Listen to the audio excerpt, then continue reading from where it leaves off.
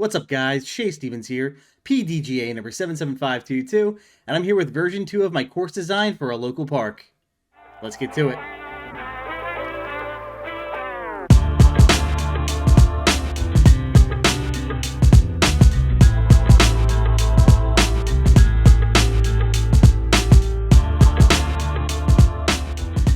So about a year ago, I uploaded a video of me walking around Flora Park in Northeast Philadelphia with a practice basket playing a 9-hole loop that I designed. I'd been going to the park for years, and like most disc golfers when I'm out and about, I think, that'd be a cool spot for a disc golf hole. And I built this 9-hole layout and thought, why not test it out, see how it plays? So filmed the round. I shared it with some course designer friends, others who are part of maintenance teams, and even went to the Facebook group for course design. Shared it there and got great feedback from everybody. Thank you for all the input I got, guys. Made some tweaks based on the critiques, and I had this version 2 map. I've been sitting on it for a bit though, just because I was busy finishing up the T-Pad project at Tamanin Park. Thank you to everybody who helped make that happen, and then just other stuff got in the way. But finally realized, I've been sitting on this V2 map for a while now and have not tested it out. So I thought it's finally time to do that. So I grabbed my practice basket and went to the park after work to play around. So let's see how it plays.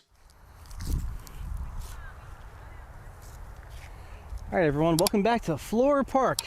This is round 2 of me designing a course, hopefully, to get it installed here. I think the community would really benefit from it.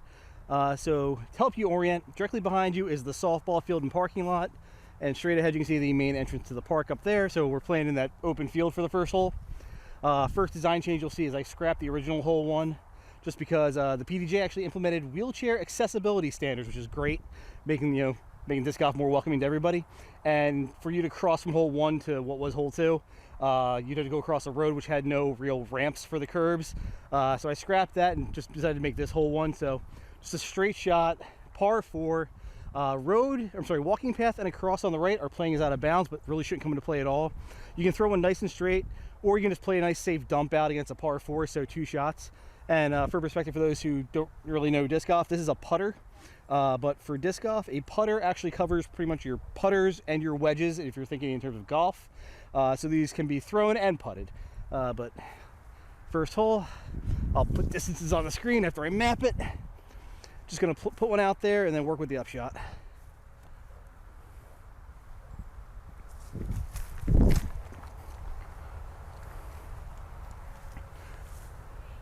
All right, right down the middle. All right, so left myself just a little bit of work here. Just gonna try and put it nice and close to the basket, make the putt easy.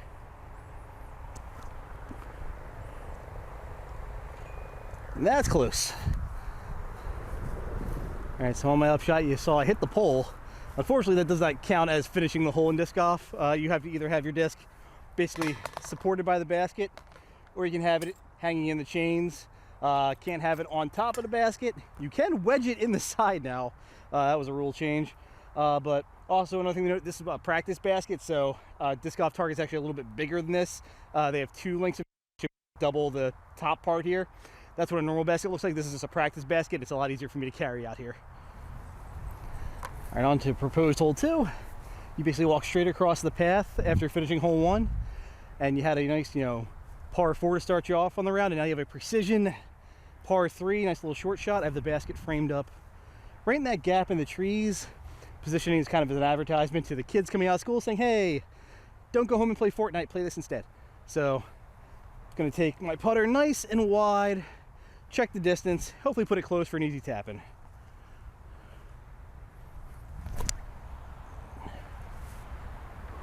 And a little on the short side, but it's a putt. All right, let's see if I can clean this up.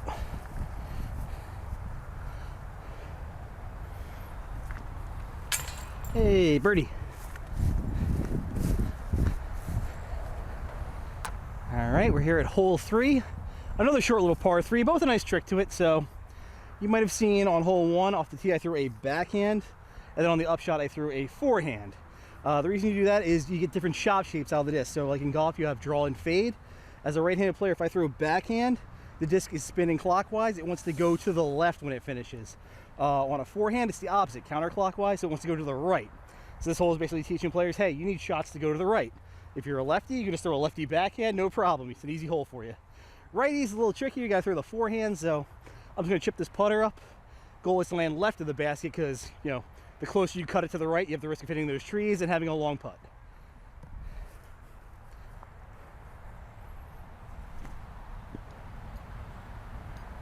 Ooh, over top of it. I got all that one. I am on the back side of the green. All right.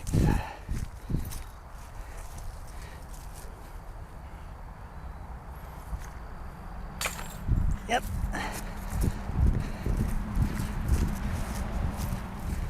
Okay, so from hole 3, we walk basically straight across the path here to the tee of 4.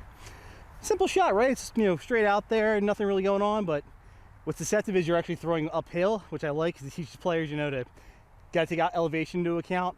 You're probably gonna come up a lot shorter than you think, so you either gotta disc up or throw harder. Might be a par 4. Nah, I'm thinking it's a par. I think it's gonna be a longer par 3, since it doesn't really have much, you know, difficulty aside from the trick of elevation, which you should figure out after a couple throws. So, just gonna put one out there. Maybe get a look. We'll see. I am throwing a putter.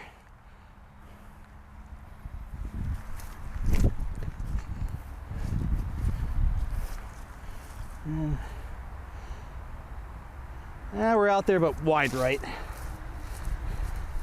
And it's doing a little walk and talk here. Yeah, so I definitely want to bring this hole in at least 100 feet off the walking path. Again, keep any crazy shots away from people.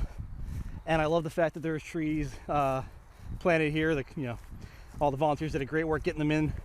And I love that they're going to grow up eventually, just have a nice little natural buffer and, you know, shade for people walking.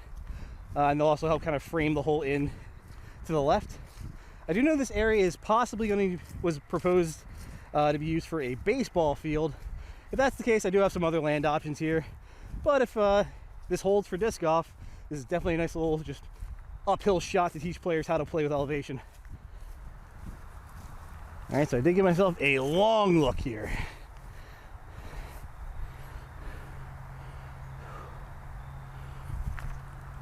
And nope, short. Tap in 3.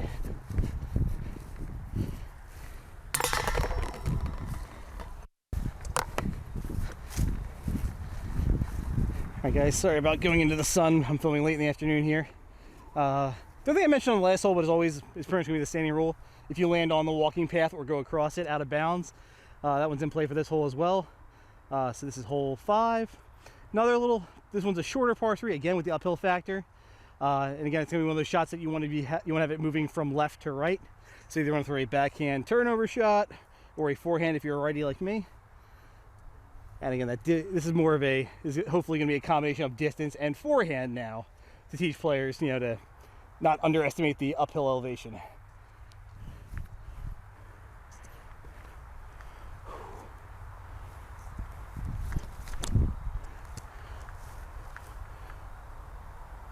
Which I just did. Way short. Yeah, definitely went a little more oomph on that last one.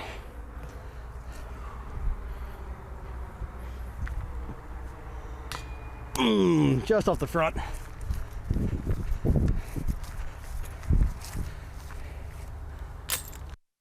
Alright. Par. Alright, so on to hole 6. This is a nice little par 3. Out of your perspective, we came from over there. It's the other side of the soccer field, so it's a bit of a walk. You'll basically follow the walking path around, and you should find the tee for 6, as well as a dog. It's cute. So I like this hole design because that's a putt.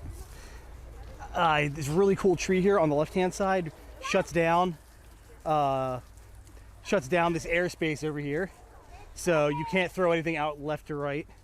Instead, you have to throw out to the right, but you can't go too far because that tree on the right will knock you down and leave you something, you know, like 40, 50 out. So I'm gonna play a nice little distance check shot right to left.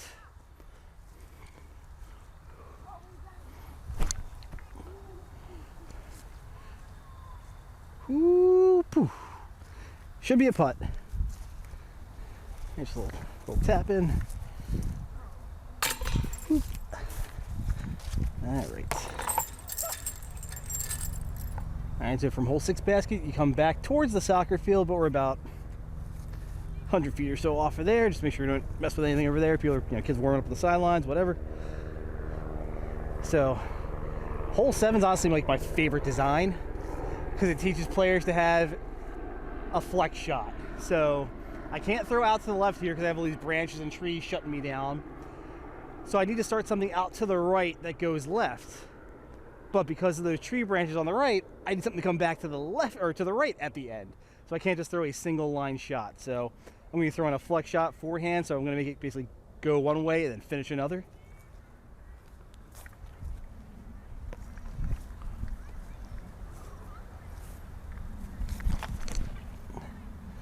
So, finish to the right a little bit.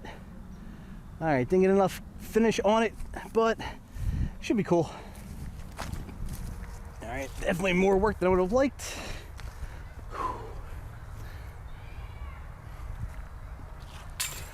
Hey, good birdie. All right, so hole 8, we've walked across the path. That little three-way intersection is basically behind us. So I don't know if you can tell from the view here, but I got cheeky with this basket, just having some fun, possible idea. I put the basket right next to that light pole and under those supporting cables. So basically you could have a shot that lands close and still be obstructed on the putt. So this is something you encounter on a lot of other courses. So it teaches you, you might want to play to the left side because it's more open than the right. Ideally you want to have a shot go from left to right to avoid all that mess on the right, but I do not have a forehand with a putter that goes that far. So I'm going to go backhand turnover.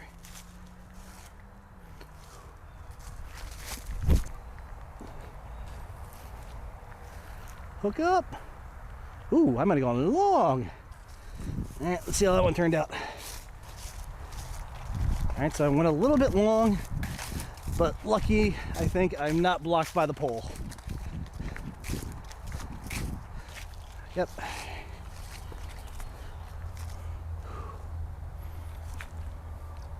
High right side.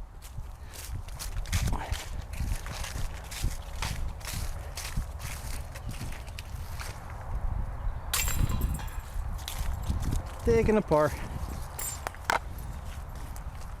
And this is hole 9. Final exam of the course. It's a true 2-shot par 4. So you have to hit this initial gap here.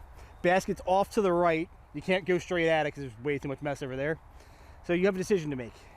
You can throw a backhand way out into the open field, real easy shot, but then you have a long up shot for your second shot. Or you can go to the right of that bushy tree out there, through a gap. If you can hit both, so you can hit this initial gap and the second gap, you'll have an easy up shot. So it's kind of risk reward. What are you feeling? And just to show it off, I'm going to go for the hard shots. I'm going to try a backhand turn over through that second gap.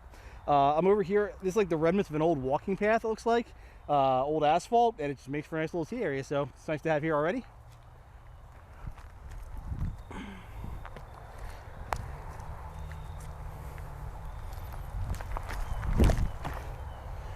Big turnover.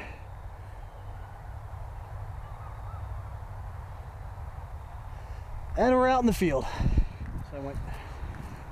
So I went right between these trees, basically landed just inside the gap, but yeah, nice little easy chip shot, just like hole 1. So again, I have the tree on the right blocking me, so I'm going to make this disc go left to right.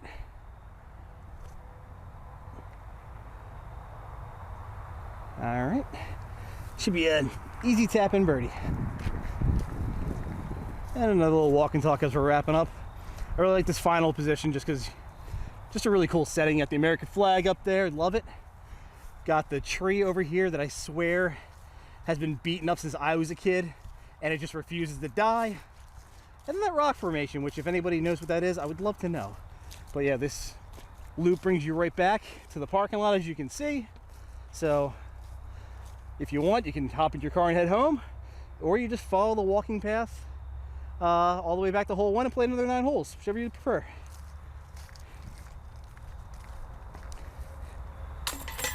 All right, that'll wrap up my round on the second version of my layout here at Fleur Park. Really fun time. Again, I hope it goes through. The community, I think, will really enjoy it, and I think it'll serve some good purposes. Help keep the park, safe, clean, and give people some more recreation to come out to enjoy. But for final thoughts, back to Shay. Like I said, I had a good time at Flora Park that day. I really enjoyed the design changes. I like how the course is flowing. I like the shot shapes, and it's a solid beginner course, which is my goal for this project. I want to make a nice, easy, accessible course for as many people as possible in the community. And with Hole 1's change, we've made it even more accessible, so looking really good. Very happy with it. I will be doing the same deal as last time, though. I'll be sharing this around with my friends who are course designers, others who are involved with maintenance at courses in the area, and I'll throw it up on the Facebook group as well to get more critiques. I know everybody has their own philosophy, so I'm sure everybody will be able to find something to nitpick, but overall, I'm pretty happy with this version. So just wanted to thank everybody for watching. Thank you all for your support. If you have any questions for me, reach out. I'll do my best to answer them. Take care. Thank you to my sponsors. For all your disc golf needs, check out Phoenix Discs and Foundation Disc Golf.